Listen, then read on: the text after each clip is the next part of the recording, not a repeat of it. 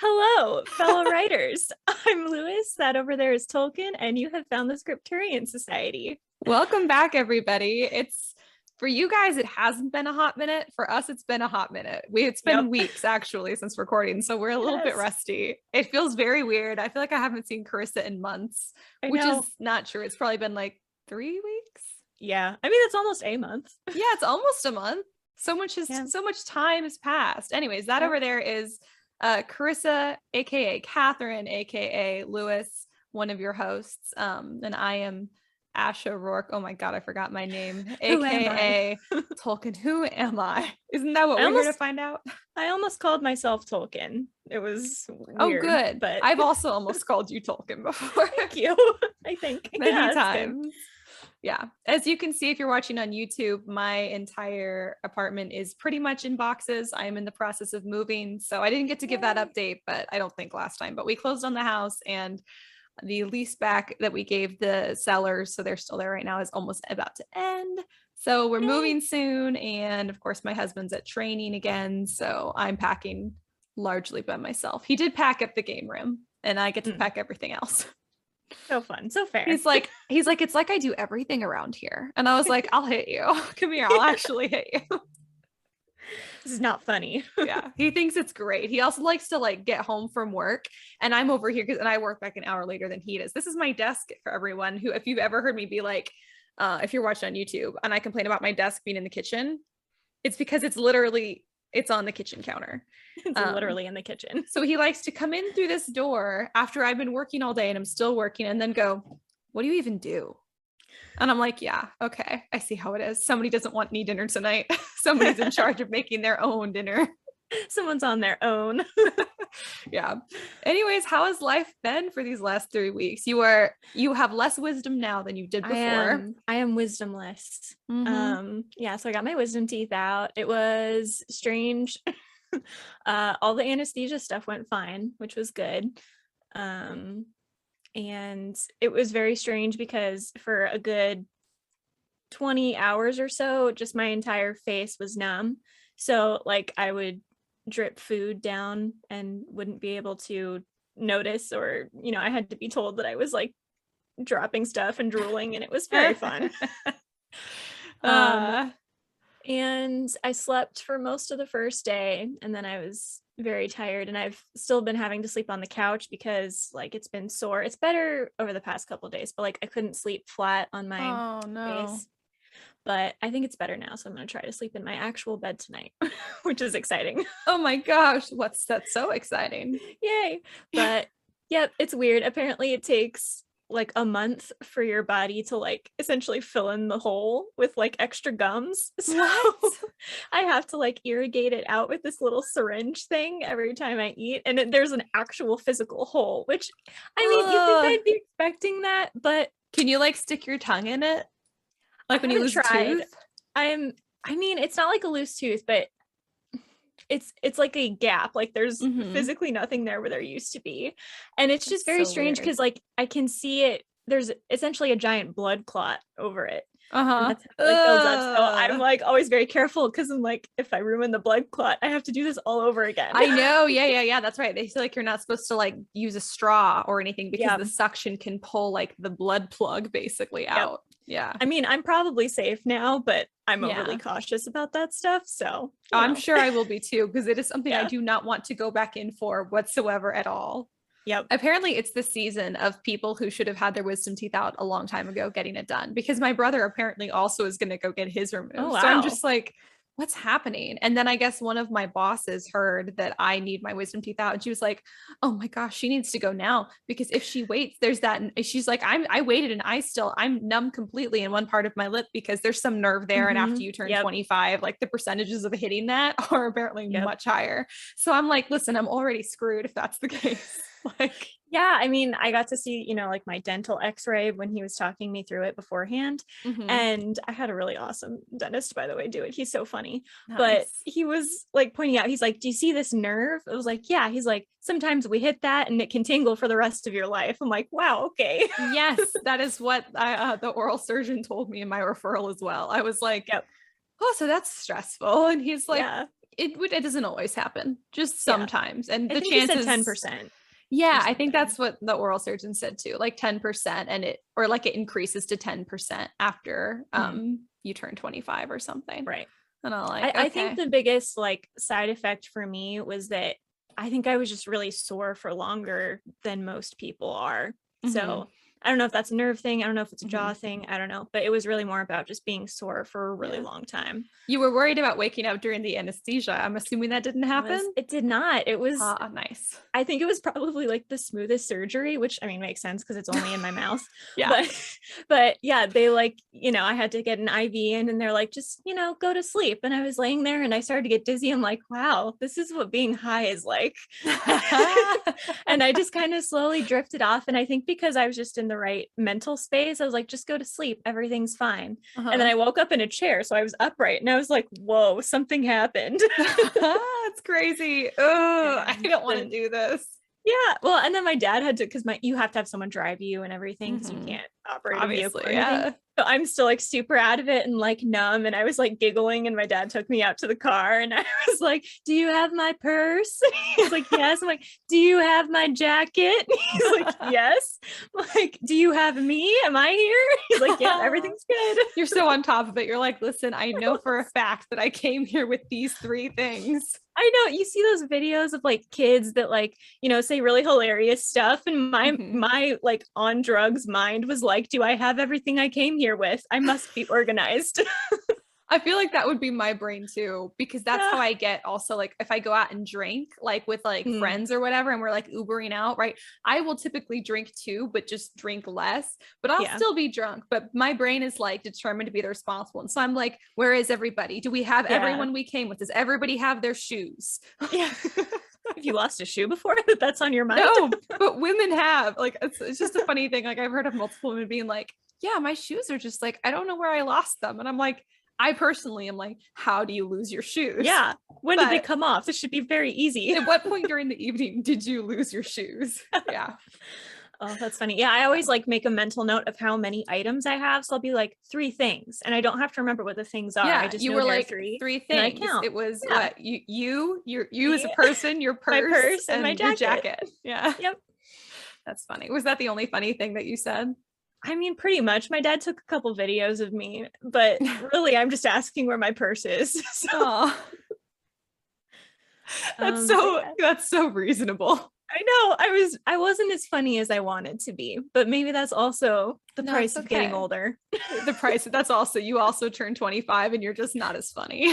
You're not as funny on the laughing gas. I mean, they use normal anesthesia, but whatever it's called. I like to say the word anesthesia because I like to pronounce the ESTH all the way in there. The anesthesia. Anesthesia. I can't even do that. What is it? My dad he's been saying the word contentious a lot lately, but he's been saying it contentious. And so like sometimes he'll just mispronounce stuff to be funny. And so finally I was like, do you know that that's not the word? It's contentious. He's like, contentious. I'm like, no, there's no U. And he's like, did not know that. Good to know. Wow. That's so funny. I sometimes think Javi is doing that, but then I realized he rarely mispronounces words to be funny. He just replaces them with other words. So I don't think he misuses words on purpose. He just comes up with new words. And like he likes to replace like random words in songs with words like butt and fart. Which is very classy and entertains him endlessly. Oh my God. It's like being married to a friggin' like 7-year-old boy half the time. I'm like, please stop. I don't want to hear any more toilet jokes. Ugh. Yeah. Not fun. Yeah. Anyway. But yeah, my mom basically took care of me the whole time and that was very nice. So it's all good. That's super good. I'm so happy for you. Thank you. And I've been watching this new TV show. Well, it's not a new show, but it's new to me. The Murdoch Mysteries. Oh, nice. Which is very interesting. It has like 15 seasons. There are 13 on Hulu. And I've just been watching it straight through. And it's awesome. So I think I started watching that. Yeah. I'm currently rewatching Heart of Dixie again. Oh, yeah. For like the 10th time. That one. Because I'm also in the process of I have been packing and stuff and like doing lots of extra work. Yeah, so I really haven't had the chance to focus. But like the new season of Marvelous Mrs. Maisel came out, and I really want to see that. Have you watched Marvelous Mrs. Maisel? No. You should. It's literally about a stand-up comedian. So every single episode you get to see it. First of all, it's funny the whole time, but then pretty much every episode you get to see her on stage doing like real stand-up comedy. Right. So it is so funny. Nice. Yeah, it's good. Cool. Yeah, I thought I was going to watch The Witcher season 2. I was like, that's the perfect thing to do. But then I was just way too out of it for too many days. And I had already started watching the Murdoch Mystery. So I was like, I guess I'll just keep up with this one. And there are so many seasons. So yeah. Yeah, I don't think I've watched anything else interesting. That was my pause of trying to figure that out. What else has been going on? Anything? You already said you were moving, but yeah, we're moving, which is exciting. Ooh, there was a bunch of tornadoes in Texas just like a couple days ago. Yeah, I mean, we live in Tornado Alley, even more so when I grew up in North Texas where there's even more tornadoes. And like, so it's never been a big deal, but I guess growing up, we always had this like designated space, like under the stairs where we could go during a tornado warning. And so like, we would literally like go stand outside and like watch the tornado in the distance and be like, guess we should go get in the little closet. But it was always exciting and cool. Right. The thing is, this is the first time it's been like, because the tornadoes were like really, really close to us, but we are currently on the 3rd floor of an apartment building. Yeah. So we have literally nowhere we can go to shelter, like nowhere. Right. There's nothing underneath the building for that. Like there's no basement. No. I mean, if there is, we don't have access to it, but I don't think there is. So there's literally nothing we could do. And then we were thinking about our new house, which I guess I didn't realize until the next day. The tornado that touched down in that town because it's not in this town. But anyways, so the thing is also like it missed the town, but it hit like the rural area, like, and our house is in the rural area. So we were like, oh no. And it's like a manufactured home. So like those are not, it would go up. It would be gone pretty much. And so luckily we got a hold of the sellers who are still, like I said, living in it. And for our first concern was, are you guys okay? Yeah. And they're fine. So hooray, all their alpacas are fine. So everything turned out fine. It basically like hit right across the highway, I guess, from them instead of where they were. So that's a huge relief because it was very close, but they also like graded the property really nicely, multiple areas. So like water drains away from all of the structures. Oh, good. Yeah. They were very smart about it. So that's good. But I was thinking about it and I was like, oh my God, there is nowhere to shelter there either. Because like usually if you don't have like a closet, like a good, like sturdy closet, like under stair type closet to hide in or a basement, then you could like get in the bathtub and you'd like put something over you. Right. But there's no bathtub. It's 2 showers. Right. So, and it's a manufactured home. So there's not like there's any foundation that the pipes like the least go into. Possibility.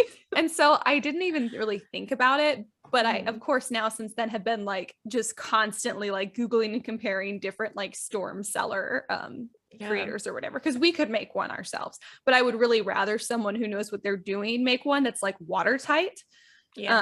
So, and if it's radiation proof, hey, that's better. that's not bad to have. I'm just saying. What you're saying is that you're going to build a bunker and I would love become one of those what the thing is preppers. Yeah. See, I'm not a prepper, but I do believe that everybody should have like an emergency kit because like, so I have a big box of like emergency water and like non-perishable food, because if we get hit by a tornado or something, it makes sense to have some goods stored somewhere where they can't get destroyed. It's true. I also, and it's that conspiracy side of my brain and also like the side of my brain that really wants to be a prepper that's like, hey, but if you had like a radiation proof bunker, how much even better, just in case, how much better is that? Why not? So well, the thing is, so a lot of like the quote unquote fallout shelters are also storm cellars and vice versa. So I'm kind of just like, we're going to have to do this. Like we have to have one. There's nowhere else to go in a tornado and we do get them and it's going to have to go in the ground and it's going to cost money, but that I had not foreseen budgeting for like a dummy. I just hadn't even thought about it since, I mean, the last time I lived in a house, we had protection there. So I didn't think about it, but so now that's a new thing I have to figure out is which one we're gonna get and how we're gonna pay for it. Fun. See, I would never think of that either because Arizona doesn't get natural disasters. I mean, we have flash floods and all you have to do is not go into a wash And that's pretty much it. You're safe. So we get floods sometimes here too. Pretty much where we are, we get tornadoes and occasional flooding. Like that's really it. We don't really get earthquakes. Down on the coast, we get hurricanes. And I was down there. I've been down there twice when there were hurricanes. Once because I was living down there in Galveston. Yeah. And then once because I happened to be camping at the beach in a very ill-timed moment. Nice. But both times, like, I had somewhere to go or I got out of the city in advance. Guys, always evacuate if there's any question. Like, you never want it to be the time that you say, gee, I wish I'd evacuated. That's fair. And if you know someone who needs help evacuating, help them evacuate because it's hard for some people. Anyways, it's just, so the hurricanes always are stressful because those are worse, but those don't typically reach this far north. Like Houston probably is about the farthest that those reach in, and I have family there, but I luckily don't live there. I don't like Houston, so sorry if you guys love Houston.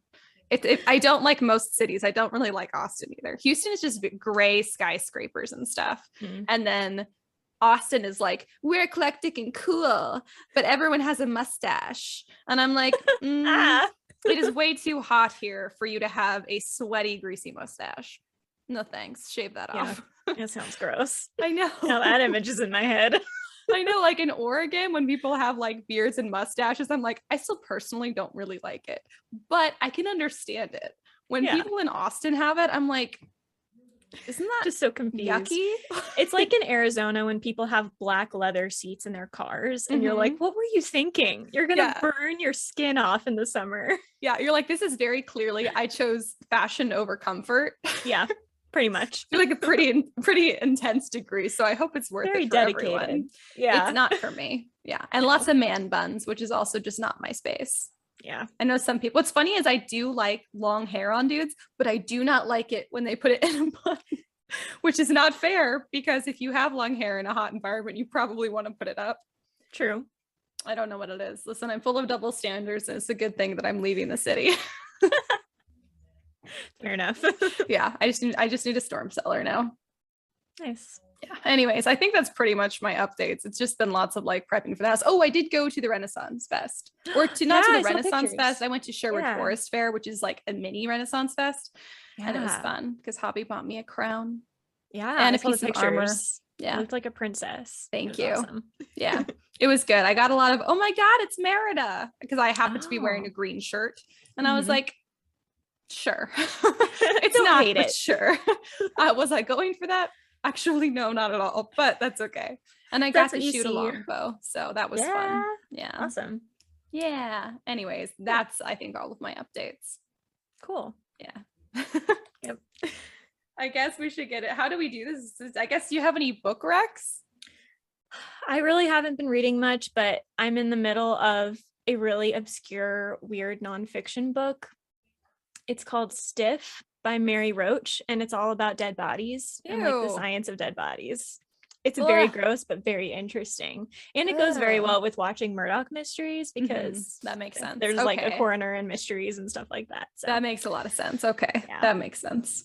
It's very creepy. They used to, there are all these facts about like how they didn't have anesthesia for most of human history, and then the stuff they did was so much worse than they do now. I'm like, gosh, people in the past had extraordinary pain tolerance. Like, good for them, but also, gosh, I feel so bad for them. I think about this all the time because I'm like, my brain has this instinctual I wish I lived in the past thing going on because there's so much I don't like about modern life. But then I think about stuff like that, and I'm like, no, because I really can't fathom that. Yeah, if you never got injured, the past would be great. If you were invincible. If you were ever to get sick or injured, no. You're out of luck. Nope, out of luck. Also, if you were a female, you were also largely out of luck. But there's still some stuff that I liked because we had a couple pretty sweet periods where if you made over a certain income, the women just got to kind of chill. And that's also true in general for if you made good money. Yeah, that's I think about like the Brontes, and I'm like, that's the life I would have wanted. Their father was like wealthy enough that they got to sit around and write books, and like some of them got married, some of them didn't, and then they just chilled. And I was like, that's the life. Yeah, they just like took care of like house stuff, host stuff, Mhm. and then they did their own thing. And I'm like, that sounds fantastic. So Yep, I love that for there's me, but I guess every generation has its strengths and weaknesses. It's just true. that the lack of anesthesia has been a very notable weakness for pretty much all of human I history. know. And then because so few so like, you know, with Christianity, there were a lot of people that didn't want to donate their bodies to science because they were like, Mhm. if you weren't buried, then you couldn't, like, you know, come for the second resurrection, all that kind of stuff. So people would murder Yeah. poor people to use their corpses to study, like to Oh, that's practice right. surgeries. And I'm like, that is so like, I just, the logic sometimes of people that are like, I want to be able to be a good Christian and not have my body ruined, therefore I will commit murder. Like the It's logic there is horrible. just wonderful. It's insane. It's not unlike a lot of like quote unquote Christian logic throughout history. Yeah. It's true. I mean, quote Sometimes I'm unquote just like, religious logic throughout history has like, been how dicey. is this the answer? Yeah. There is some book I read that like kind of scarred me, but was really interesting. And it was about like exactly that. It's like something darkness. I don't remember, but it's like specific. Yeah, it's well listened. I don't remember. I'll try and find it. I think I kept it, or I left it on my mom's shelf because I was like, this is too dark for my bookshelf, and I left it with my mom. But it's about that. It's about like some like girl, I guess, who gets like roped into helping like basically move these dead bodies, like sneak these dead bodies into like this old like laboratory, so like these old time doctors could like study them. But then I think at the end she like finds out, spoiler if anyone even knows what book I'm talking about, that like they've been murdering people to do this. Yeah So rough stuff, but your book so does fun. sound like a good combination if you're also watching like the Murdoch mysteries. It's very complimentary. Nice work. You need like a goblet of wine or something. I know. I didn't even do that on purpose, but I tend to time stuff. I don't know if it's because I make the connection afterwards or if I'm making it beforehand subconsciously, but sometimes that I'll time that really well where I read books in line with like shows or life events that I'm like, wow, this fits. Nice. I don't typically do that. I don't think I really do that. Yeah, that's a bummer. So is that your book rec, Stiff? That's my book rec. I've only gotten through a couple chapters, but it's very interesting if you guys like nonfiction and dead bodies. Okay, it's for you. What a recommendation. I know the author, just side note, she kind of prefaces the whole thing with like how weird it was to tell people she was writing a book about the science and the history of dead bodies. I'm like, yep, that would be a weird thing to tell your parents and like your family. That is rough. There are so many, I mean, but imagine telling your family like that you were writing Shades of Grey also. Yeah, that would be worse for me. That would be way worse for me too. Yeah. I mean, you know, like death is less uncomfortable than that in my eyes. So, I agree. You know? Yeah, same. It's definitely less uncomfortable to talk about and to own up to. It's something that you know a lot about. Right. This is the thing I know a lot about. Yeah. Like, I just know a lot about death, not murder, but death. It's like, that's normal. But yeah, that's funny. I think so. I did. Okay, so we read the selection on That Pretentious Book Club recently. I guess we've read a few different books since we recorded that I could recommend. But you read The Tenant of Wildfell Hall. Yes, The Tenant of Wildfell Hall by Anne Bronte. It was very good. It's my favorite Bronte. I love that one. I can absolutely see that. I think I'm Jane Helen. Eyre and you said what? You're Helen? I'm Helen. You are Helen. I was reading this book and I was like, I have never related to a main character more in my whole life. Yeah, you're definitely 100% Helen. Yep. That's so funny. You so are. I related a lot to Jane when I read Jane Eyre, but the book Jane Eyre and Tenant of Wildfell Hall are like neck and neck. Like it'd be really hard to pick a favorite for me. Really good. But they're both heads and tails above Wuthering Heights, and come for me. I don't care. I think they're both better than Wuthering Heights. Yeah, Anyways, fair enough. Good. Yeah. But so definitely that's a good book rec for classics. For non-classics, you guys, we read The Selection by Kira Cass, which if you've ever walked into a bookstore ever, you have seen the book. It's the one with the blue ball gown on the front. Yeah, the really, really pretty cover. The really, really pretty cover. I realized pretty much all of Kira Cass's books have a ball gown on the cover. Yeah. which is kind of funny. Even the Siren, even the stuff that's not related to that. Anyways, but Siren's another good one, by the way, and that one's a standalone. But anyways, the selection. So I read it and I only gave it 3.75 pinkies up. Like I really enjoyed it. It's just that there's other books that I thought the craft was stronger that I also really liked. And so I gave it a 3.75. And then I went home thinking, I already have to read 2 books this week because we're double recording because I'm moving. I'm not going to get to read the rest of the series. There've been other series that we've done that I've also really wanted to finish and I just haven't. But something about the selection, I was like, I have to know how this ends. So I did something that I never do. And because I'm like, spoiled it.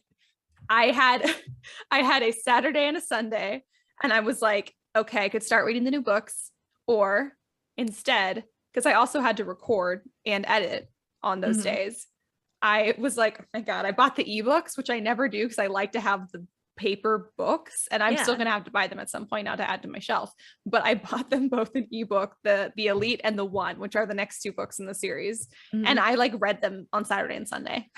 Nice. I thought you were gonna say you like looked up the answers. No, and, no. okay. I try not to spoil books for myself. I'm not totally above spoiling a book for myself if I really have to know, but for some reason I was like, I cannot not read this series. So maybe I should have given it a higher rating just because I was like, I can't stop reading this series. For sheer entertainment value. For sheer entertainment. That's the thing. I was like, this is great. Like it wasn't so like heavy that I was like, oh my God, my emotions can't handle this, or my brain can't handle this. But it wasn't poor craft. It wasn't like, no offense, ACOTAR, where I was like, it's just for the sake of entertainment and there's no skill. Because Kira Cass is definitely skilled. She just does a very specific, she does like romance fantasy really, really well. But that's not generally my thing. I like more like action in my fantasy and a little bit of romance. But yeah, anyways, I couldn't put it down. So there's my book rec, is the entire selection trilogy. Nice. It was really good. Yeah.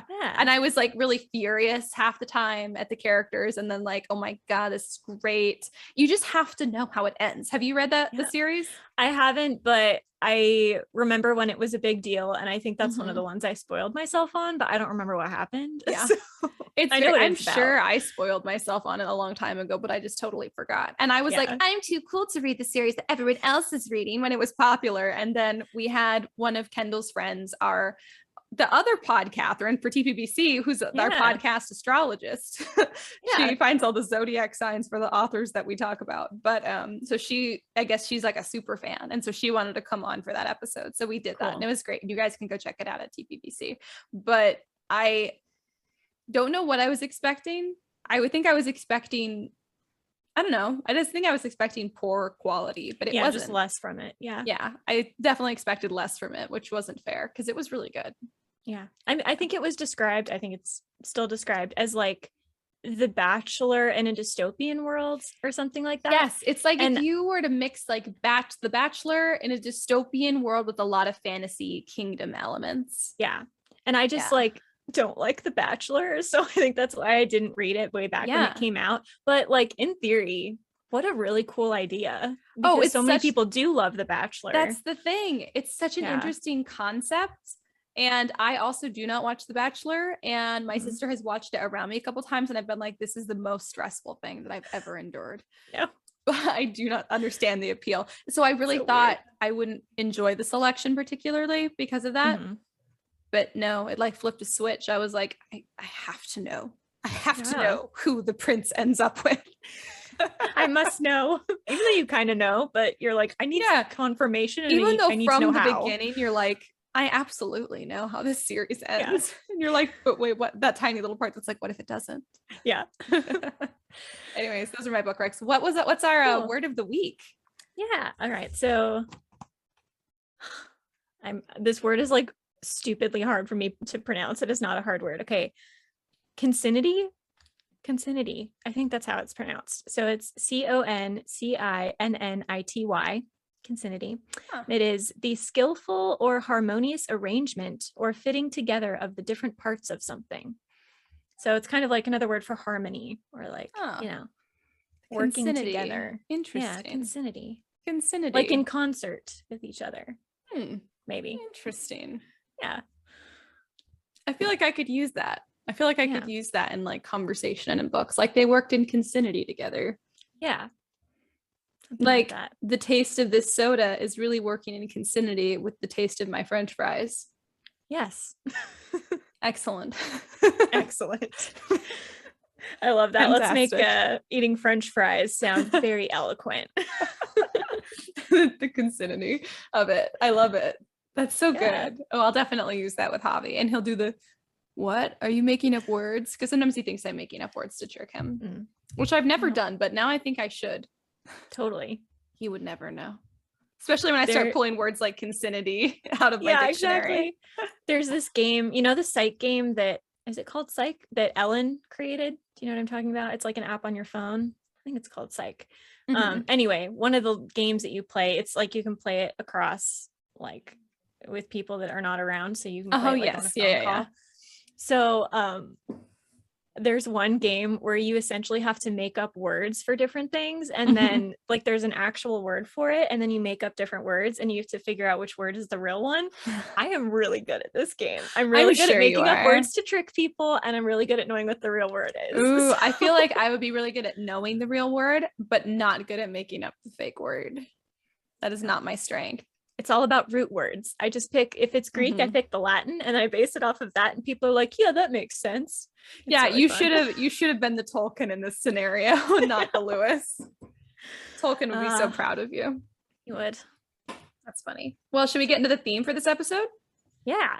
So we're going to talk about, I call them monster tropes, or I guess they're like creatures, like different creatures that are kind of popular in particularly YA, but really in everything. So like ghosts and witches and the fae and mermaids and that kind of stuff, like all the vampires, werewolves, pirates, yeah, angels, demons, gods and goddesses. I'm literally just reading off the list that Karissa sent me prior to. Dragons, yes, as well. Magical royalty.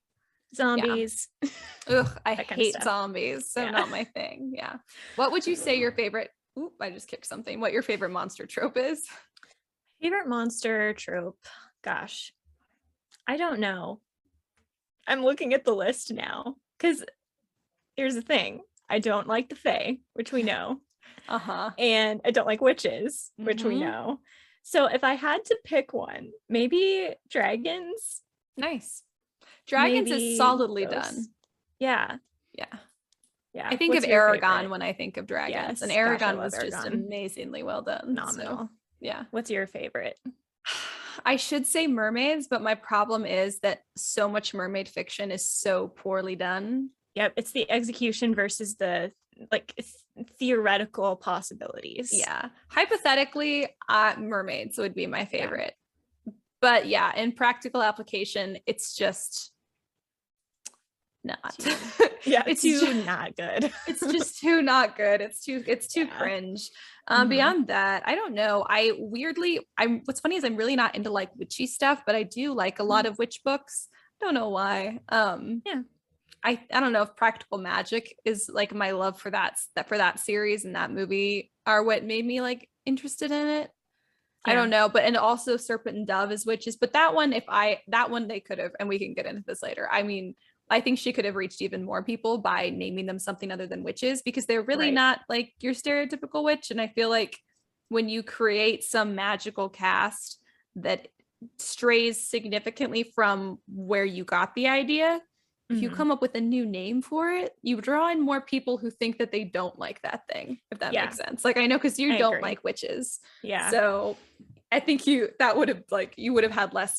Have you read that book, Serpent and Dove? No. I forget. See, and it's because of that, isn't it? Because I know. I'm really hesitant for the witch thing. I mean, I think you'll like it because it doesn't really feel witchy. Yeah. I did really like the TV show, the original Charmed, which is about witches. And I think sometimes when it comes to like the monster creature type stuff, once I've read or seen something that does a really good job at it, I can't picture it done differently well. So like it's almost like Charmed ruined all other witch things for me, because now if they go a different direction, I'm like, that's not as good as Charmed, or you know, something like that. I feel like that happened with dragons too, because like I love Aragon, and I didn't really read any of the other dragon books when I was younger because I was like, you can't beat this. I That's do totally love how I feel too. Yeah, like Fablehaven by Brandon Mull. Gosh, he's so underrated. I love him. Oh my God, there's a sequel reading that series next week. Yeah, I love him. And this isn't really a spoiler, but there are dragons in like that universe, and I also really love the way he does dragons. So it like renewed my love for dragon books. So. I wrote a book about dragons once when I was a kid.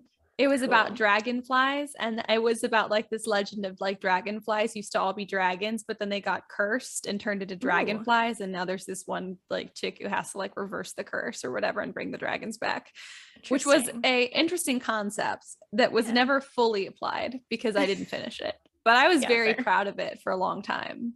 It's a good concept. I like it. It still has potential. Yeah. I was gonna say, so like kind of along those lines, I think if you're gonna do that, there are like 3 ways to do like popular monster books. So there's picking one and sticking to that one, so doing like only witches or only ghosts or something, and then there's picking some of them, and then there's picking all of them. So something like Fablehaven or even Harry Potter, where like all of the creatures exist.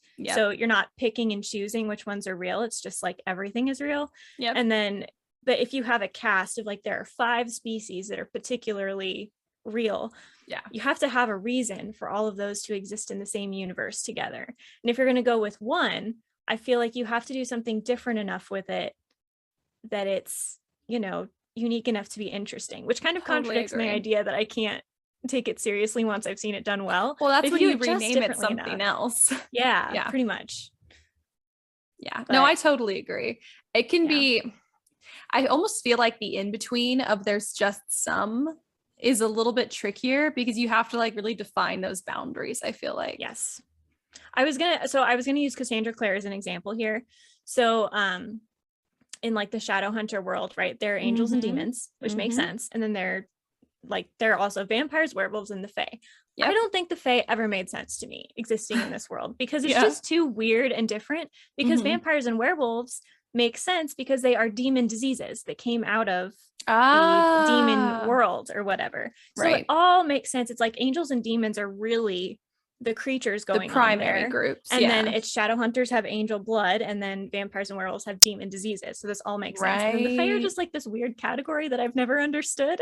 That is weird. But something like that where you kind of connect different species with each other. Like if you're going to do witches and dragons in the same world, make it so that like one was created by the other, or where they're like friends or they're enemies or there's something going on. They have to have some kind of relationship. If you have all of your magical elements should have some kind of relationship to each other.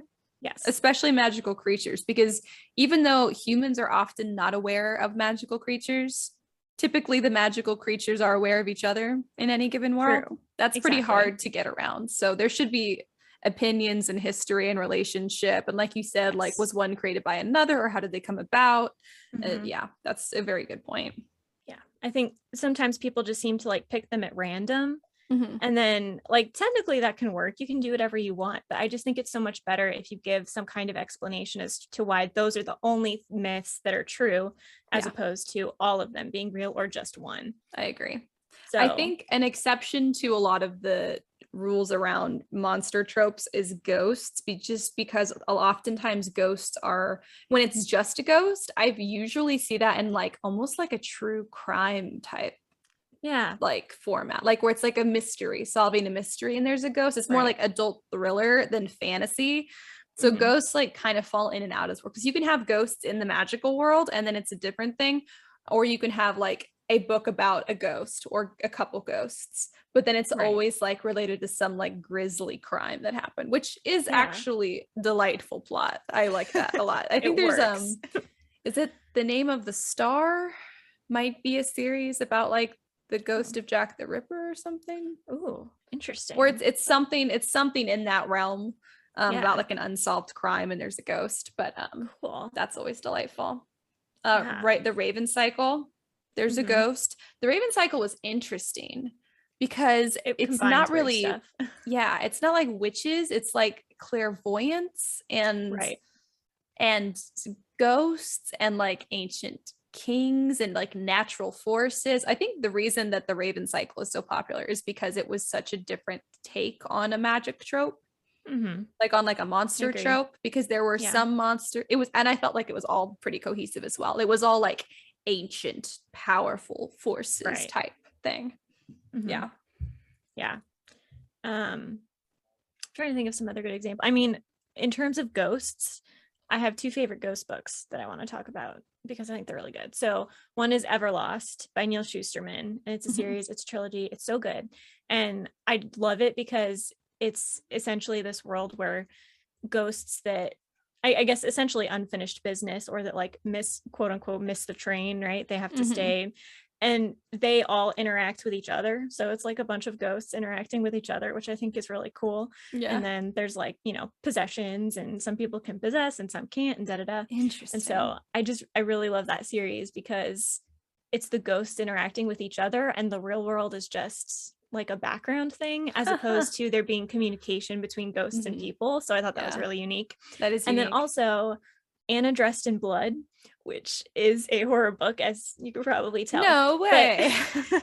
I also love this book and the sequel.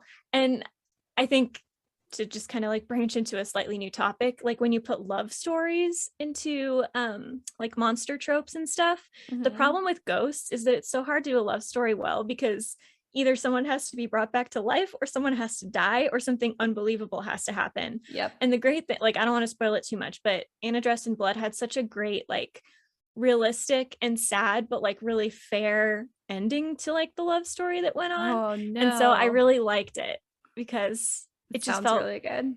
I know. I love it. Sentinels of New Orleans does a similar thing. Well, so they sometimes refer to them as ghosts, but usually they call it, she took like a totally different take on it, where she called it the historical undead. Yeah, that's right. And they're like kind of like fairies, right? Like people have to believe in them and remember them to stay basically alive. Like as well as you're remembered, like in the human world, is basically equivalent to your like strength in the beyond or whatever. So this series takes place in New Orleans. So Jean Lafitte, the pirate of New Orleans, who's like, you know, big figure in history or whatever, and Marie Laveau as well, like the voodoo priestess from New Orleans. Like they have like, they're very, very powerful in the beyond. So there's kind of that, and she kind of has this like flirtationship with Jean Lafitte through the whole series. And the whole time, like that big barrier is that how could one of them is alive and one of them is dead. But yeah, it's so good. And hers is kind of similar to, not similar to Cassandra Clare in the sense of like there's no like angels and demons, but she does have, from the beginning, there are like 4 or 5 very specific magical groups. Yes. Yeah. And it's very clear. Yeah, I think if you delineate very early on what your magical species are, I think that can work. You just can't bring in stuff later and be like, oh, actually also demons exist. And also we have some mermaids over here. It's like you have to know what species there. I think you need to go either all or nothing, or you just need to be very clear with the specific ones you're talking about. You need, and upfront, like you said too, you can't like halfway through the like into the next book or something like randomly pull some new magical creature into the story, because that just seems like you didn't have your magical setup, like your monster setup in place before. It's confusing because then it also makes the readers go, well, is there more that I don't know about? Right. It just feels like a Deus Ex Machina. And so it's like, okay, so we're just gonna, as the plot requires, we're just gonna invent magical species, and like that's not how it doesn't really give the impression of like an established world. I think that that's important for maybe like 2 of the most important things when you're writing like a monster book of some kind, is that you want to take some kind of original take on it, even if you are like doing something that with a name you have to use, like dragons or whatever. So it needs to be original, and you need to establish the rules, which is kind of goes back to our episode on building magic systems, but especially for monster books, like you need to establish the rules of the monster realm. What exists? What can they do? What are they called? Are they called different things by different groups? Are there other monsters? What are the rules for those? You need to know what are their relationships with each other. Exactly. What are their relationship with each other? And like while you don't have to like exposition dump all of that information, you need to know it before you get too far in, and you need to establish all the important stuff about that, like in the first part of the book. Yeah, even just name dropping it. Like if you have vampires and werewolves in the same universe, but you're only going to be talking about the vampires should still mention the existence of werewolves at some point. Yeah. So just bring it up. Yeah. Also, why are vampires and werewolves related? Have you ever thought about that? No idea. Dracula has no werewolves. Was it just Stephanie Meyer? I don't think it started with her. I mean, in Dracula, there's a thing about like the wolves howl, but they're not like they're as not powerful. Werewolves. No, like vampires and werewolves are like, we are equally powerful mortal enemies, but like in Dracula, the wolves are just terrified of him. Yeah. So I have no idea. I've never understood that. I want to know where that started. I don't know. And I did a lot of research into werewolf mythology because I wrote a book about like the Celtic mythology behind werewolves, which are called a couple different things. But the vampires never came into question with that either. So I don't understand. Strange. And they just feel like they fit so well together. Like I was saying, if you're going to have like one or two species, you have to show why those are the only two. Vampires and werewolves just feel like they belong together at this point. Like you don't even need an explanation, like in Twilight. Yeah. Like it wasn't even a question. They're both shifters. Like they both shift from an animal to a person, ideally.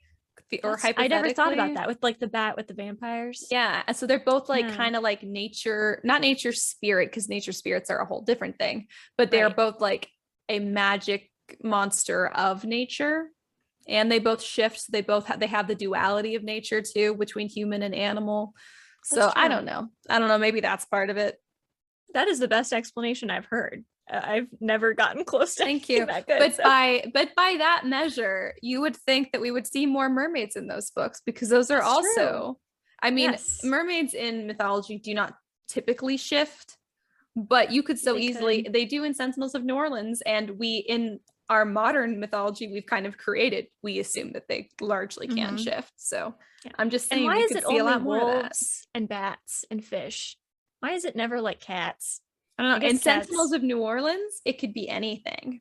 Yeah, see, that makes sense. Which is really interesting. They're just called shifters, and I love it.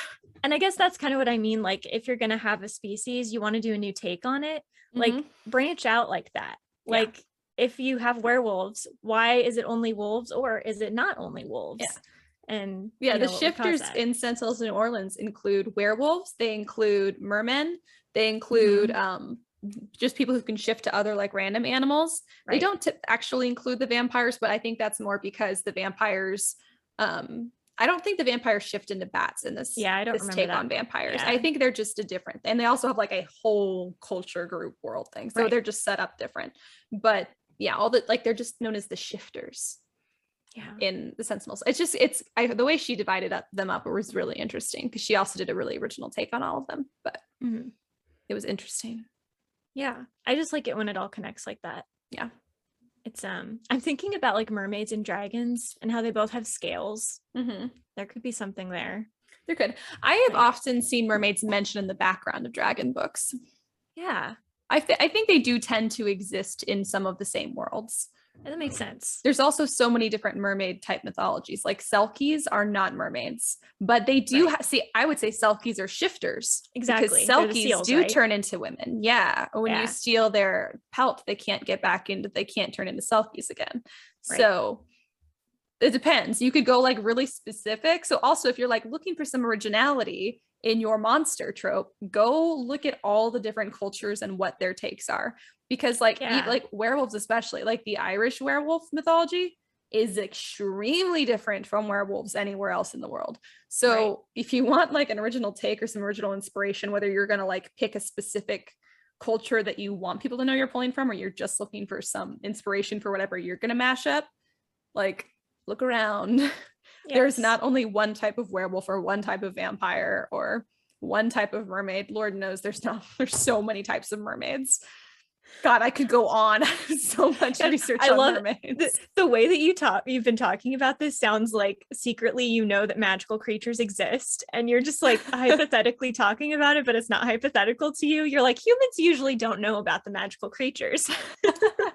like they do exist and we're just unaware, except for Ash. There is a very big part of me that actually feels that is the case, that they obviously do exist and that they're just hiding from us. It is very eerie how similar some monsters are across the world, like the sheer number of sea monster sightings that there were back in the day. Thank you. Ghosts. Every culture has a version of ghosts. Yep, and exactly. It's like, gosh, there's got to be like something there. I have so many theories. Let me tell you, one of these theories I was just thinking about is that this is a very popular theory, that there's like endless like parallel dimensions, and in each dimension there are different types of creatures that live. And I think sometimes the fabric between our different realities is very thin, and so maybe stuff pops through. This is one of my theories, and I don't care if there's any scientific backing. Because you know what? Science used to say that cocaine was good for you. So I'm just saying we never know as much as we think that we do. That's an excellent point. In the Murdoch mysteries, it takes place in the early 1900s, and they're like, here's a dose of heroin just to ease the pain. I'm like, wow. You're like, yes. Okay. And Science. mercury, they're like, here's a dose of mercury. I'm like, dear God. I know. Not good. I'm just saying, everyone, and in the day, people were convinced that was the height of science. So I'm just saying, we never know as much as we think that we know. And I could definitely see what we consider magic just being like an alternate dimension type stuff, or it could be legitimate magic stuff. And that's why we have all these stories, or it could just be stories. But I just love that there's so much possibility, and that we don't have the answers or don't need to have the answers. But that's why in my brain, I'm like, and I have done so much research into mythological and like creatures and magical creatures and stuff that I probably could have a degree in it, honestly, and how much I've researched this stuff. So to me, they are so real. Right. I'm like, have I seen You've them? like convinced yourself, or you've researched yourself into believing they're real. Exactly. So if I ever sound like I'm just like talking about them as if I have seen them, that's why. Yeah. Have I seen them? Why would I tell you guys? It's fair. It's got to be a secret, right? It has to remain a secret, obviously. No, but there's a very big part of my brain that's like, maybe it is. Maybe they are here. Maybe there's like a fairy watching me from the corner. Maybe. This is my concern. I'm gonna go legitimately crazy one day. Because like when people get older and like their memory starts to go, and my memory is already really bad, and they start to kind of like misremember stuff. I'm like, I'm already at the point where I feel like I am not far from misremembering like magical creatures. But then I'm gonna be like, am I misremembering them, or were they there the whole time? And my memory was actually messed up before. I could go so deep down this rabbit hole, and this is not what this episode is about. I'm so sorry. It's okay. It's fun to think about. It really is. I don't know. It's like, so I think deep down, I don't believe in magic, but you know what I do believe in? What? Angels and demons. Hell yeah. So, I mean, it could all Fully just agree. be connected to that. Yeah, that's a possibility. It's true. I also think that some stuff that people refer to as magic, I think that those forces do exist. I don't know that I would actually call them magic, quote they're just being unquote. misinterpreted. Yeah, exactly. So I think that's a lot of it too. So, and that's all stuff to keep in mind, especially if there's so much potential to play with all of those ideas if you're doing any kind of like monster trope that's set in a urban or modern setting. Like because you can so play with that stuff. It's true. Yeah.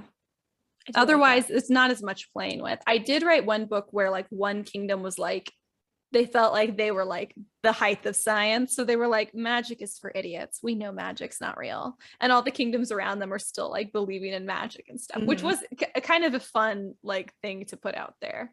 But that's kind of a cool idea. It's almost like modern times compared to like most historical times where science was either not accepted or not as developed. And so like they had their own belief systems, and like they weren't even necessarily wrong about some things. Like I don't think science is like the only thing that matters. But it's like, you know, everyone's always wanting to compare it, but it's like history had its benefits and so does modern times. And so I don't know. Yeah, absolutely. No one has ever been completely right about everything. I know. It's so frustrating, just to go totally off topic, that like we make advances and then we're like, this is true, therefore this thing is untrue. And I'm like, wait, no, you're right and you're wrong. Yeah, exactly. You're abandoning this true thing for this other true thing, and they are both true. Yeah, that's very, very true. That also drives me just crazy. Yeah, the leaps that people will make. They're just like, because of this must not be true. I'm like, that doesn't follow at all. Like, no, what are you talking about? We need to be taking more like classes in like basic logic, because it's so weird. It's kind of like when the Romantics turned into the Enlightenment. That was the order, right? And so they're like all emotion, and then they're like, no, all logic. And I was like, wow, you guys don't see the middle ground, huh? No, I feel like so much truth is in the middle ground. So true. Yeah, so strange. Anyways, and that's where the magic is too. I do think it is though, because it's the stuff that some people will argue doesn't exist. Some people argue it's, you know, some natural force. Some people argue it's magic. well, who the hell knows? It's something and it's powerful and it exists. So call it what you will. It's not going to cease to exist just because you call it something different. It's kind of like in mythology anywhere, but I'm thinking about the Greek myths, like Poseidon, and how like he was like the god of earthquakes and like hurricanes in the water. And it's like those are real forces. It's just that, I mean, I don't think there's like a specific god in charge of that, but I mean, it made sense why they would think that. Yeah. And so they just kind of personified this legitimately real natural disaster. So were they wrong? Or, you know? Yeah, I mean, it was a powerful thing and they interpreted it however they did at that time. I mean, you can't prove the stuff that's so interesting about magic. I think that's so fascinating too, is that it's not something you can prove that it's untrue. Like, what is it called? You can't prove a negative. That's what you say. Yeah, because you can't prove a negative. So you can't prove that like magic's not real. You can't prove that gods are not real. You can't prove that a god is not real. Like you can't prove a negative. And I love so much. This is like the evil little imp in me that's there. Yes. I love watching people who really want to prove a negative. Like, because you can go like, all day. This is an exercise in futility. Sorry. It really is. It really is. And they get so upset. And I just like, I can sympathize because every human has had that feeling of like wanting so badly to prove a negative. But like once you acknowledge that, it's so funny to watch people try, and they're so passionate. And or like the people are so passionate when they champion like this is scientific evidence. And while science is great and we absolutely need it, and there's so much we could not do without science, I also love the certainty about like new scientific theories that are out there that people are talking about now. And like, it's science. Science says so. And I'm like, I can only think about the fact that like science used to say like heroin, the earth was flat. The earth is flat. Heroin's good for you. Put a leech on your body to fix stuff. Yes. Yeah. I just like, think gosh, about science has been wrong things so often. Why are we?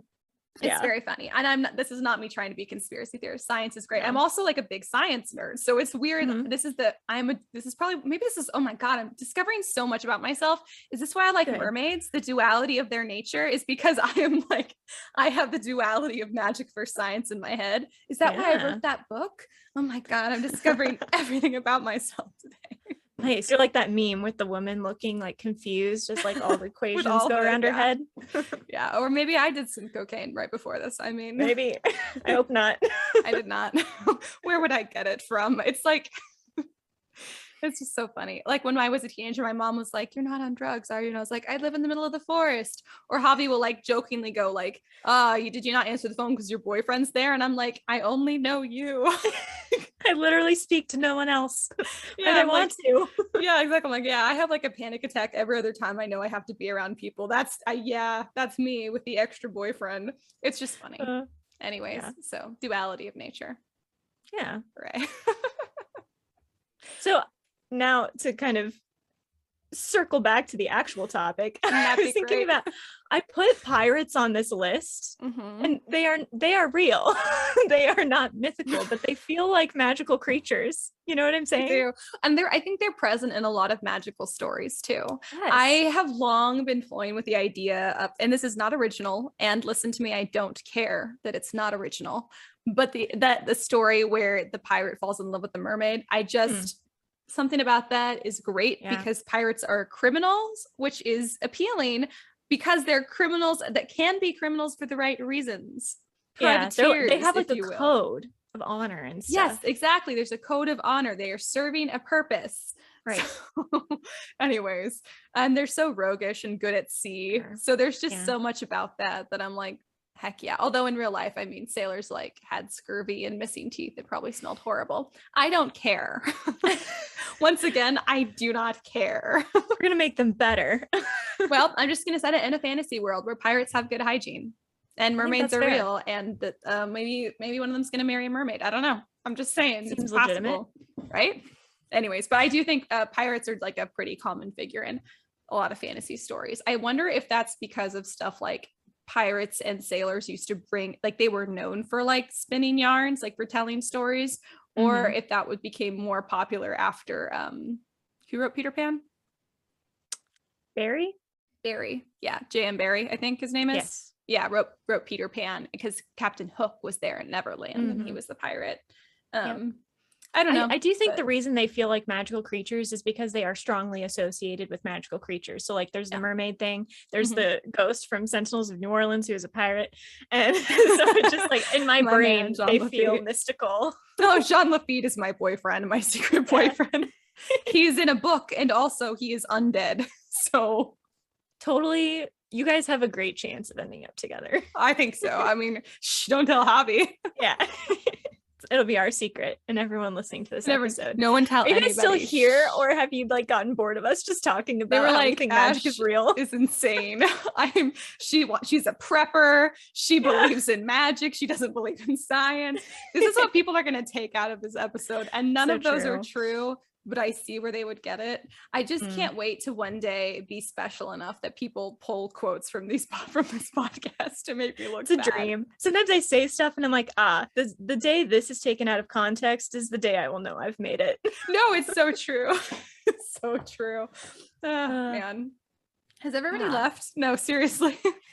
It's just me and you. Let's talk about anything we want. That's okay. So French fries. Yes. Let's see. What other... Okay, let's talk about zombies. So the thing about zombies is that I think they are done so much better in TV than they are in books. Yes. Agree or disagree? Strong agree. Strong agree. Yeah. I'm thinking like Walking Dead. Awesome. The movie Warm Bodies, which was based on the only zombie movie that I like. Yes, I do love that one. What else is there? iZombie, the TV show. Zombieland, really, which is a fantastic comedic action movie. Yep. There are a lot of good zombie movies. I guess you might count I Am Legend, but those are a little more vampire-y. Yeah. I think people count I Am Legend as a zombie movie. Yeah. I can't think of any zombie books I've read. I know Pride, Prejudice, and Zombies, but I've never read it. Oh, yeah, I have no desire to. I think there are zombies in the Sentinels of New Orleans universe, but I don't think we ever meet them, which is a huge relief. And what series was it? I did read a book that had zombies and I hated it. There's The Chronicles of Nick. This is one of Javi's favorite books. Have you read it? It's a YA fantasy, and Nick, the main character, kind of has a Percy Jackson-ish voice. Has a Percy Jackson-ish voice. Oh, that's hard to say. Percy Jackson-ish voice. Nope. I said voice. Okay, everybody stop what you're doing and try to say Percy Jackson-ish voice. Everybody give it a shot. Yeah, say it. Percy Jackson-ish voice. Nope. Why am I messing up on the voice part? I don't know. That's the easy part. Percy Jackson-ish voice. I have to like Percy Jackson-ish. It sort of worked, and it was only 3 times, but whatever. Whatever, it counts. Everyone else out there, come back to us. You can finish that later. And if you do that successfully, please send us a video. We will share it because that's amazing. Congratulations to you.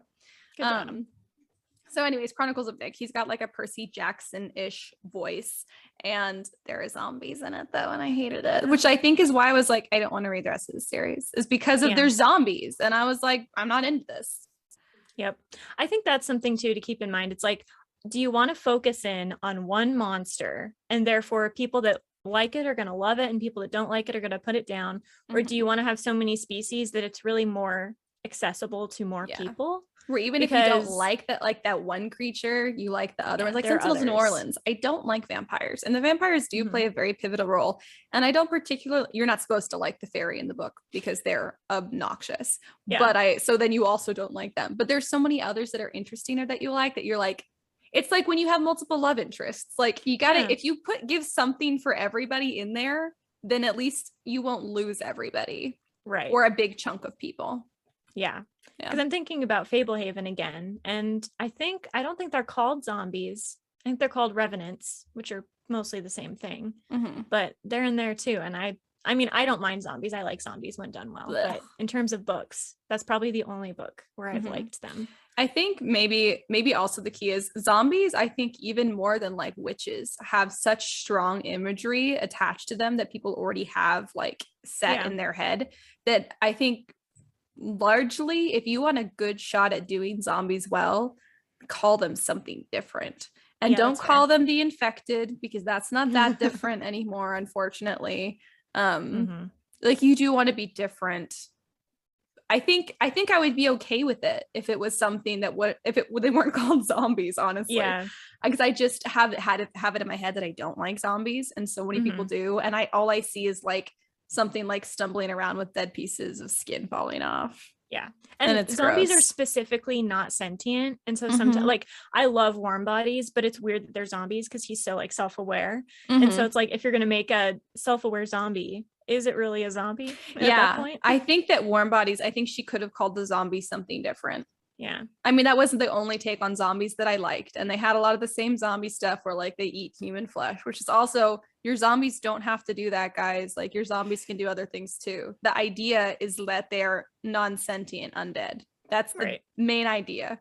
Or that they appear to be non-sentient undead. Yeah. Maybe they're not undead. They just seem like it. I don't know. Listen, I'm not a zombie person, but I do think she could have called them something different. I loved that though. That was so interesting. If you guys haven't watched Warm Bodies as storytellers, it is a very interesting take on Romeo and Juliet. So good. And I think as a writer, it's a great one to watch. Yes. I didn't even catch that it was Romeo and Juliet somehow. Right? It's very subtle. Yeah. Like I, who hate zombie movies, went out of my way to purchase that on DVD. Side note, I also need to purchase a DVD player now because I gave mine to mom. And I have the DVD, so many DVDs. I have like a whole box of just DVDs, and I just scared my cat. And I don't want to give up my DVDs. I want to continue to purchase them actually, because then I don't need internet to watch movies. Right. Which would be great since our internet's not going to be fantastic out there. Well, I did try to get the nicest internet, so hopefully our video chats will be fine. But yay. Yeah, if not, I'm gonna have to go like video chat from a coffee shop and freak out all of the people drinking coffee talking about zombies with dead bits of skin falling off and parallel universes. I'm gonna be like, I'm sorry, miss, we need you to leave now. You're like, no, can't you see I'm in the middle of important I'm in the middle of a podcast, actually. I'm very important and famous, actually. Go away. Yeah. Okay, so another point I want to make, this is about fae and witches, and this is why I don't like fae and witches very much. I think if you're going to do the fae or witches, I'm tentatively going to say you should only do fae or witches and try not to put other stuff in it. So my issue is that there are so many varieties and so many powers with those. So like the fae, sometimes people just describe every magical creature as belonging to the fae, and I don't, I mean, the fae are specific, right? They came from, it's like the Irish mythology kind of stuff, right? It's so confusing because Celtic mythology, because depending on which, like if you're like looking at like Irish Celtic mythology or Scottish Celtic mythology or Old English mythology, it could mean different things. So that's also where you need to, like, when you're writing, like do your research and figure out what you're pulling from and what your options are. Yeah, it just feels like so much of the time authors will just like pull creatures out of nowhere. They're like, oh yeah, and this thing exists too. And I'm like, where did that come from? You can't just make stuff up. I mean, you can, you're a writer, but like it has to make sense. You know what I mean? I think you either need to make everything up or make nothing up and pull only from sources. Mixing and matching, it's just not, it's strange, because then I feel like I'm being tricked as the reader when like certain creatures exist and some don't. And it's just annoying. And then like with witches, it's like, okay, so can they cast spells and also do potions and also like voodoo and set curses and all this kind of stuff? It just feels like there's nothing they can't do. And that feels almost too powerful. So like putting them in a universe with like vampires where their limits or their abilities are very limited and specific, it doesn't make a lot of sense. Yeah. At least to me. So like the Vampire Diaries, right? If anyone watched this TV show, they kind of keep bringing in magical creatures, and I have no problem with this except the witches.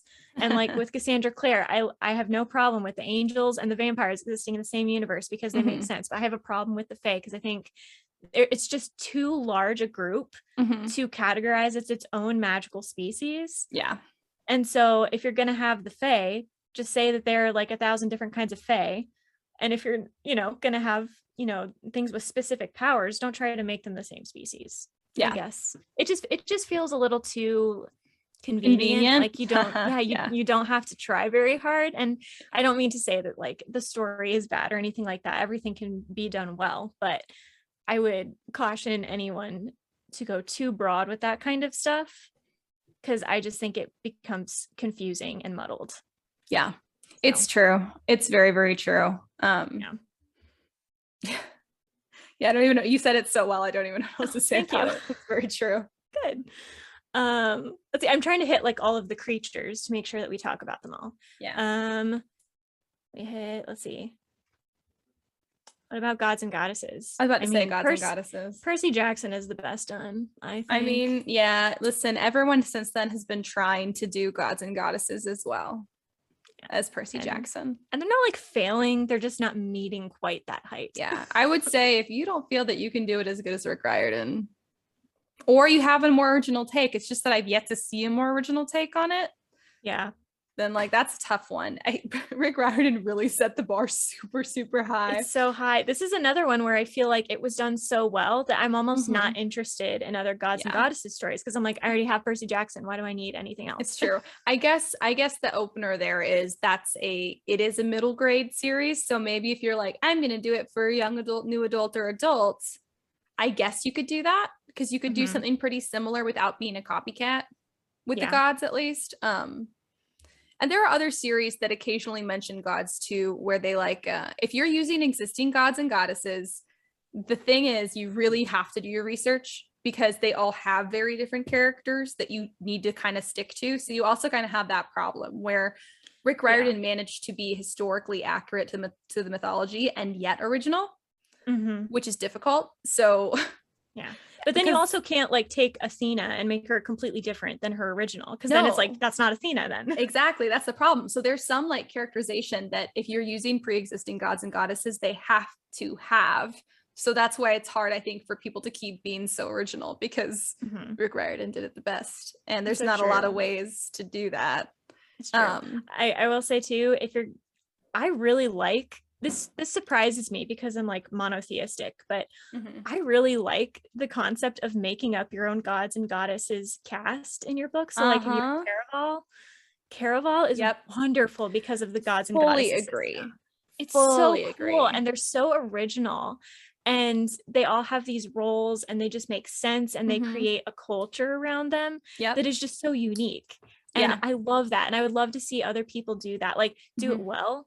House of Salt and Sorrows, she does it as well. Yes. And it's really good. I think maybe that's like the ultimate advice. If you guys have a really original take, or a take you're really committed to on the existing gods and goddesses, like there's many to pick from. You can go for that, or maybe go for gods and like a pantheon that we don't typically see, which is why I like the Tiger's Curse series so much, is because it's Indian mythology, which we rarely see. Indian, Egyptian, which I know is the same author, but like maybe more takes on those types of things. Exactly. Norse is kind of becoming a big deal, but I could take more Norse. But yeah, you can branch out more with those. But really, there is so much room to play with making up your own gods and goddesses. And you can even use some of the existing gods and goddesses from mythology as an archetype, if that's what you want to do. That's not a problem at all. That gives you a lot more freedom to be original yet familiar, versus trying to do something like what Rick Riordan did better, which is, I don't think is going to happen. Yeah, that's so true. Also, you were saying like go YA or new adults or whatever.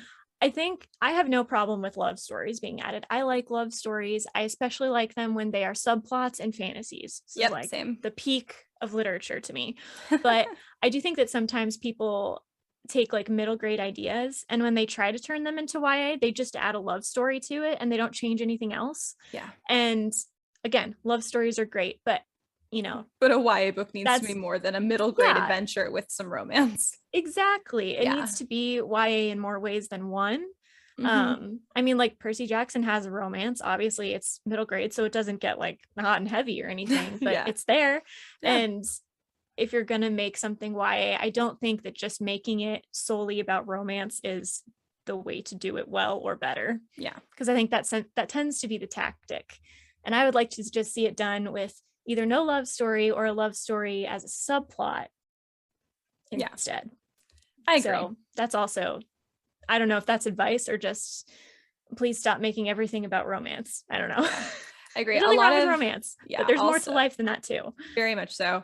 Also, if you're going to do like a gods and goddesses like monster story, like go read mythology, like stories from mythology, because the monster trope, gods and goddesses as a monster trope, has been around since the beginning of time. So there's plenty of material to go check out to see like what a cohesive approach would be to that. And when they do love stories in mythology, they tend to be fairly tragic. So, or dark in some way, or really dark in some way or other. And so that doesn't have to be the case, but maybe that is the case. I mean, I don't know, you just have to think about like what's appropriate for your story. And like, if you make up your own gods and goddesses, maybe it doesn't have to be as dark unless you're going for like an established mythology vibe. But if you're using the established gods and goddesses, I think looking to the source material for a like not a voice. What am I like a vibe? I'm looking for the right word. Vibe is not the right word, but looking to the source material is never a bad idea, because there's a reason that those gods are attached to those stories and vice versa. So because I mean, Percy Jackson as a young adult book would be much darker, and then as a new adult book would be super dark. Oh my gosh, it would be of the so Greek dark. Goddess stories, and it would be awesome, but it would be so dark. Right. And so it's not just I'll add more love interest scenes. It would also be that the very monster you're talking about takes on a darker tone. And that the tragedies or the tragedies that happen in the characters' lives and in the background of the story would be much bigger tragedies. I think it's very unlikely that everybody would get a happy ending, right? Because that's not typically the case with mythology, with stories of mythology, right? Usually someone gets screwed over pretty badly and there is no recourse to that. But that's if you're using established gods and goddesses, and you don't have to do that. It's just something to keep in mind. But if you're making your own, you have a lot more freedom. It's true.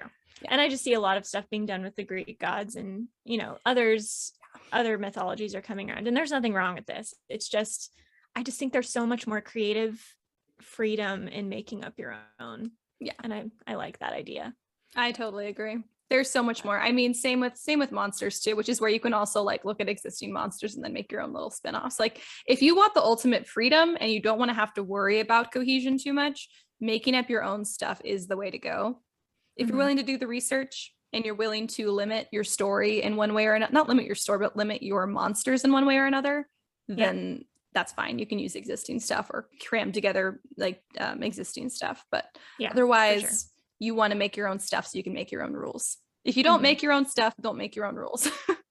Yes, that is a good rule of thumb, pretty much. Okay, demons. We haven't talked about demons. I have a pet peeve with demons in that it seems like everyone wants to make demons out to be the good guys. Which is very strange and kind of concerning. That bugs me. I don't like it at all because they're not. I know. It's like that's literally their whole spiel. That's their point, is that they are the bad guys. And it just seems like we're trying to make them the good guys, which horror there's movies a whole conversation have it right. on that. The horror movies are correct. They are bad and scary. And we want nothing to do with them. And everyone tries to make angels the bad guys, which I also just find very interesting. And there's a whole metaphysical conversation we could have about why people are doing that. But it's just, I think you can't ruin a mythology in that way, but I think we've almost ruined like the mythology of angels and demons and like where those ideas originated. Thanks Paradise Lost. Thanks Dante's Inferno. This is where the miscommunication all got started. It's true. And now it's like in like Fallen and Hush Hush and all that kind of stuff. I mean, I enjoyed those books, but looking back on them now, I'm like, man, that's weird. I think it's interesting to have angels that are flawed, and I think that's totally fine. I do think that typically angels should be on the side of good though. Because otherwise making mistakes maybe, but making mistakes but trying to do good, because otherwise then they're just demons. Then they're demons. Like that is what they are. Unless you were going to give them a completely different name, like we said, and make them a completely different thing, that is, in my opinion, that is straying too far from the entire point of their existence. Exactly. So it doesn't make sense. Make up something new if that's what you want. But I don't think that you should reverse those roles. I know. So gosh, is it Daughter of Smoke and Bone? Is that the first one? Have you read those? Daughter of Smoke and Bone by Laini Taylor, I think is her name. I have not. She wrote Strange the Dreamer for everyone that knows. Okay. So I really like these books because they're essentially a bunch of parallel universes that are connected. Hell yeah. But like not always acknowledge that they're in the same universe until like Mhm. you hit one line and you're like, oh, I see what's going on here. My Anyway, kind of so in book. one of them, yeah, there's like this parallel universe of angels, and they go into other universes and mess around, and that's like where the mythology of angels comes from in the universe of that universe. You know Okay, what I mean? I love it. It's very cool. I do like that one because it's explained by the world. It's like, Mhm. okay, here's a mythology that, is, based in some stories, but is really just her own for Mhm. that universe. And it's very cool. So if you're going to do something like this, that's fine. And it makes sense that they're called angels because the main character comes from, our world, and that's what they are called and why they're called that and everything. And so I that's a cool spin on that. That is interesting. Yeah. Which Well, I think when you bring in other realms that hypothetically have other universes, then you can like mix and match some of the rules more. But it's because the rules of each individual universe do not change. Right. Yeah. Yeah. And they can all make sense because they are separate, if that makes any sense. Yeah. I mean, I think it makes sense. You guys can tell us if none of this episode makes sense to you. I know. I'm just thinking now, I'm like, also my favorite demon book is The Demon's Lexicon by Sarah Reese Brennan. Is that her name? I would highly recommend this. I know no one I know has read it, but it is very good. Have you read The Dark Days Club? No.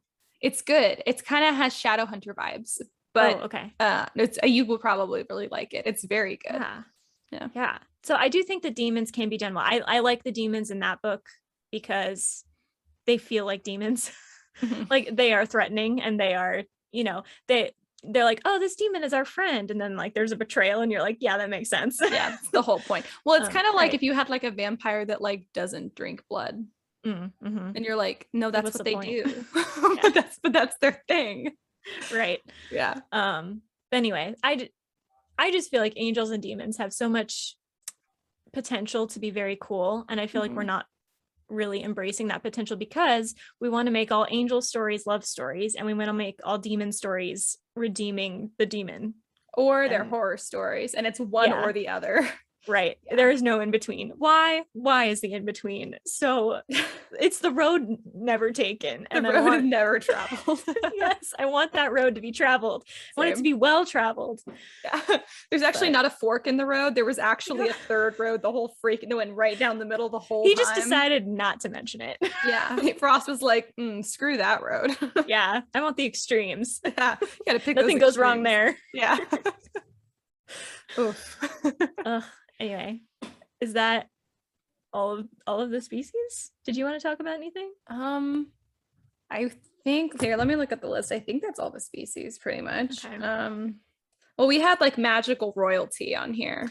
Yeah. I mean, I was thinking like, like lost kingdoms and like princes and princesses, which feel very mythical because they're like fairy tale-esque. Yeah.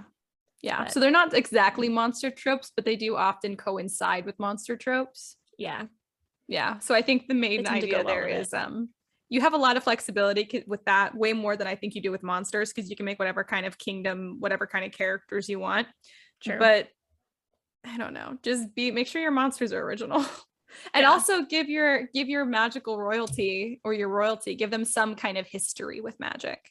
Yes. I think maybe that's the biggest piece of advice for if you're writing a monster book that has royalty in it, is that royalty should have some kind of history with them, either fighting them or trying to control them, or was born of them, or is secretly manipulating them, or vice versa. Like, because whenever there are two powerful forces or more than one powerful force, they are trying to play off of each other. Always 100% of the time. So, and that will have happened for as long as they existed. So just keep that in mind if you're going to do like royalty in a monster book or a magical book. I agree. Yeah. I also think we should do dragons more. I fully agree. I want more dragons. I do want more mermaids because I want to see them done well. Man, what else do I want to see?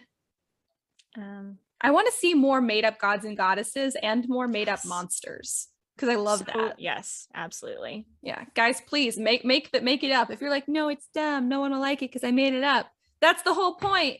We'll like it. You get to make your own rules. It's awesome. My monsters, my rules. Your monsters, your rules. And we want to read about it. It's a win, except for the demons, because we want them to lose. It's true. There's still someone out there listening who's like, but what if they're not that bad of a guy? Yeah. They are. They're nice demons. Like, then they're not demons. They're not demons. I'm glad we've had this conversation.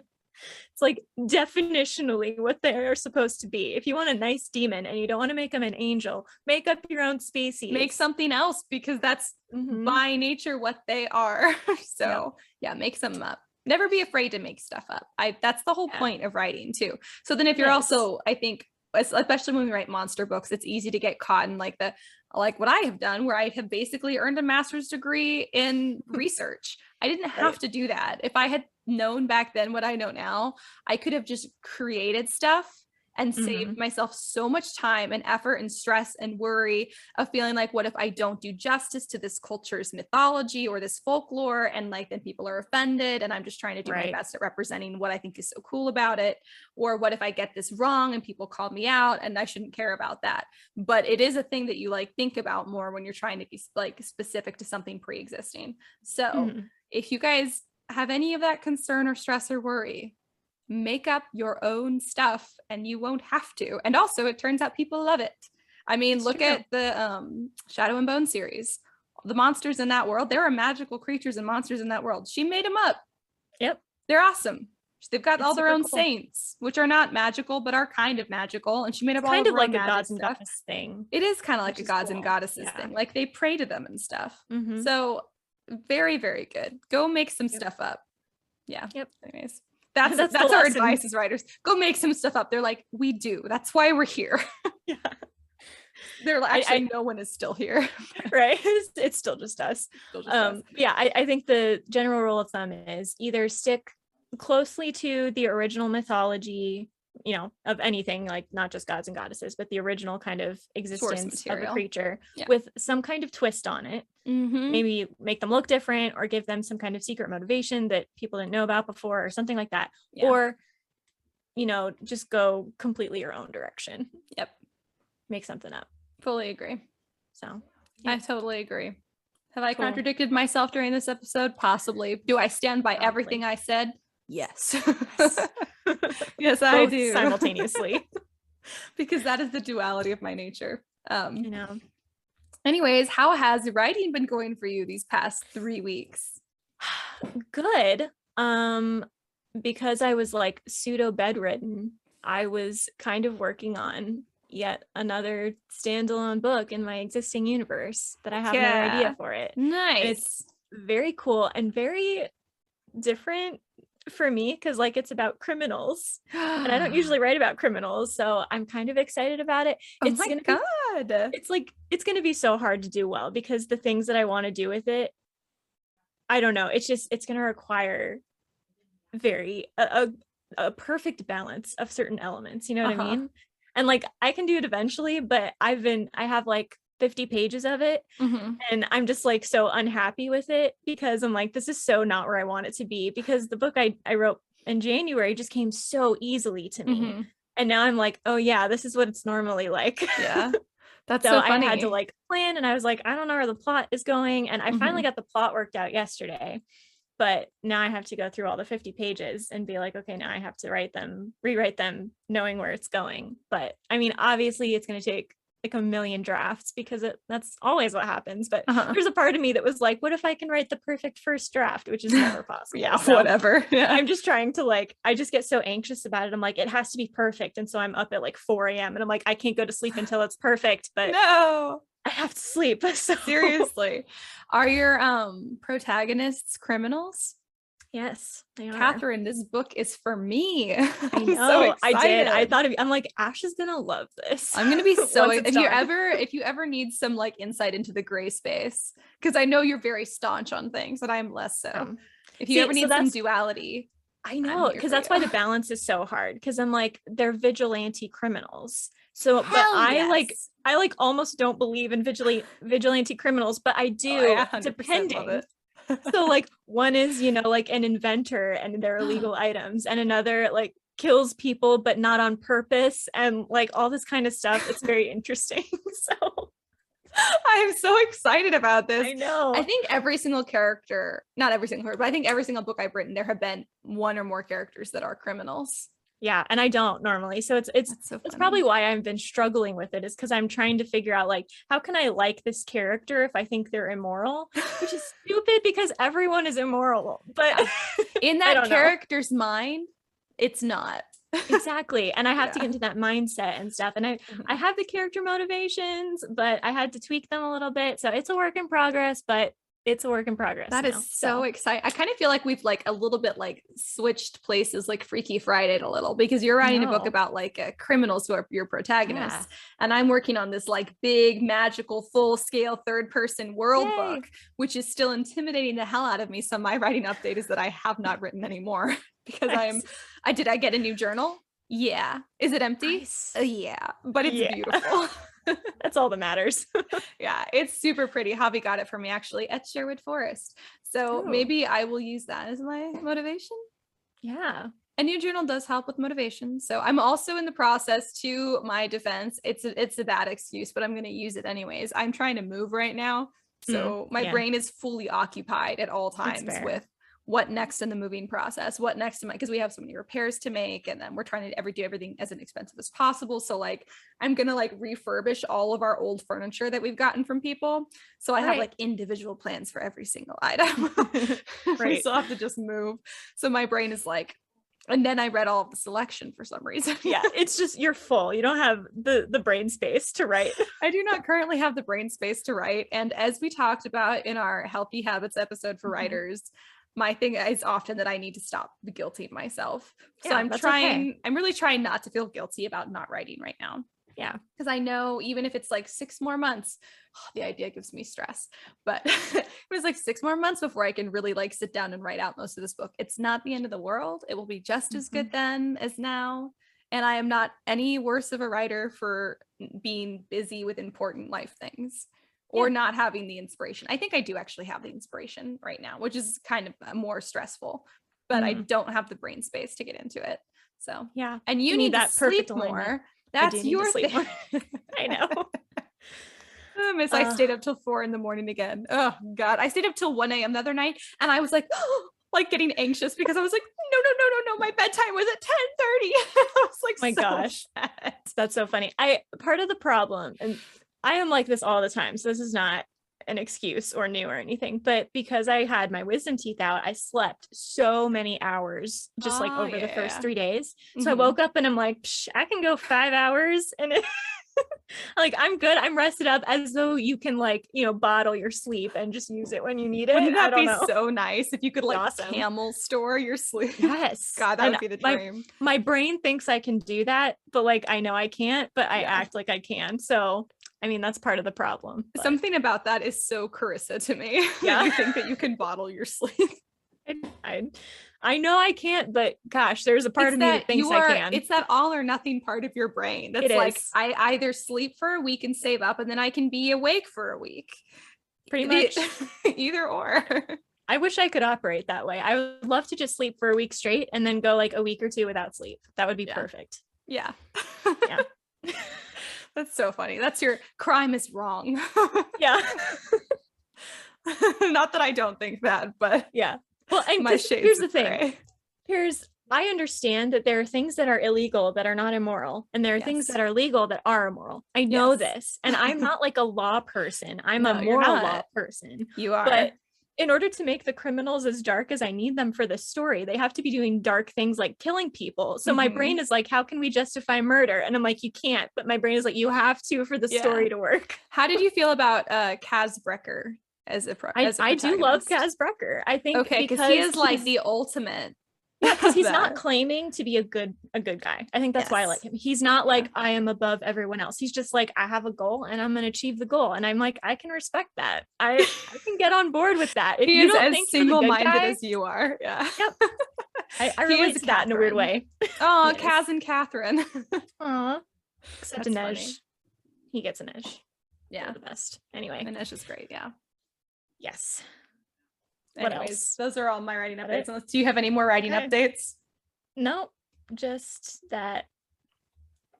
Yeah. I think it's also been hard for me to write, just to keep talking, because I've been watching Murdoch Mysteries, and I've essentially it's been on constantly. So I'm trying to write while I'm watching TV in the background. And gosh, I can't do that. No. I don't know why I think I can do that, but I've been doing, because I can't sleep in my bed. So I'm on the couch and there's a TV and I'm like, I can't turn the TV off for some reason. And so I have to be watching it. Same thing. Yeah. But yeah, I do that too. And to be fair, if I'm rewatching something I've seen a bunch, I can write the TV on, but I write at like 1/6 to 1/10 of the speed that I would otherwise, which is still something. It is. It's just like, I feel like if I had been in my room at my desk writing this, I could have done the 50 pages in like one day. Yeah. But instead it took me a week and a half because I had to keep going back and I'm like, wait, did I already say that? And like getting the characters mixed up already and having no idea where I was going. I think it would have been better, but it's okay. I can fix it later. I need to chill out. And you won't always have a series that you're watching new episodes of too. So that's what I tell myself too, because it's so rare that I get into like a show I haven't already seen. So I'm like, you know what? This is my time to enjoy this the first time around. And someday this will be the show I've seen a bunch that I can write while watching. Exactly. Yeah. Yep. All right. That's all for me. As I have talked like so much. I mean, I guess it's the point of a podcast, but I feel like I've talked more. Quite literally the whole point. And I want to say I spent like half of this episode making myself like a public enemy of logic and reason. So whatever. If you guys enjoyed this episode or were marginally entertained by this episode or would possibly listen to this episode again or recommend it to your doomsday prepper, which again, I am not, but if you want to recommend it to them, they're welcome here too. Then follow us on the social. We are on TikTok. We are on Instagram at the Scripturient Society. Exciting announcement. I totally forgot to make. We have new merch out. Yeah, that's right. So if you guys go to storysirenstudio.com, that is our production company's website. If you go on there and you go to merch, you can search by the Scripturient Society merch specifically. There's a bunch of new stuff. There's a mouse pad, to keep like your fingies all comfortable while you're working on your next great book. I think that there's a new t-shirt, there's water bottle. I think there's like one other new thing on there. And we are working on some very cool merch that will be very fun. And it's a bit of an inside joke for the pod. So you guys will like it. I am working on it. I'm having my designer, my sister, who is our designer, working on it right now. But exciting stuff. So go check that out and follow us. Karissa is excellent at posting funny TikTok videos about writing. So go check that out if you like laughter, I guess. If you like to laugh, if you're not an Agilast. Yeah, you're not an Agilast. So back to another episode. Yeah.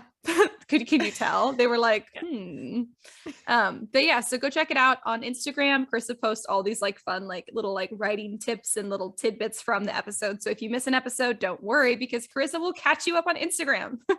Which is great. And if you guys want to reach out and you guys want to chat about writing, that's literally what we are here for. You can reach out and we can, message on social media, or you can email us at contact@storysirenstudio.com, or you could even join our writing group for free on Patreon. You just go to Story Siren Studio once again, and you can join the writing group for free. And also, if you guys would like to see some specific stuff on Patreon, like bonus episodes, new content, whatever else, if you guys want to do a Q&A, or you want to hear more about one of our books or something, we can do that kind of stuff. You guys just have to tell us what you want and we can add that onto Patreon. Right now we're still building it, so it's kind of a free form. Whatever you tell us what you want, so we can give you what you want. Yeah. They're like, we want Ash to stop talking about cocaine. Or do they want you to talk about it more? I don't know. I guess they'll have to reach out and tell us. Yeah. Also, if you didn't hate this episode, if you wouldn't mind dropping us like, I don't know, 4 stars, 5 stars, maybe 5 stars would be preferable. That would be great. If they were like, no, it's literally just me talking to myself at this point. Because no one is There's no one here to listen to this. You know what? I'm going to give us 5 stars. I already gave us 5 stars. So, oops. Yeah, but anyways, I think that's everything, right? I think so. Okay, so until next week, everybody, keep writing. And we'll see you on the next page.